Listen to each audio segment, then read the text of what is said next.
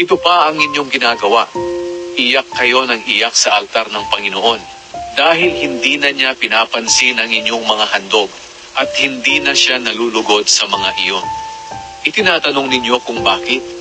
Sapagkat saksi ang Panginoon na nagtaksil kayo sa asawa na inyong pinakasalan noong inyong kabataan.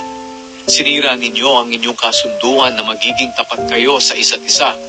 Hindi ba't pinag-isa kayo ng Diyos sa katawan at sa Espiritu para maging Kanya? At bakit niya kayo pinag-isa?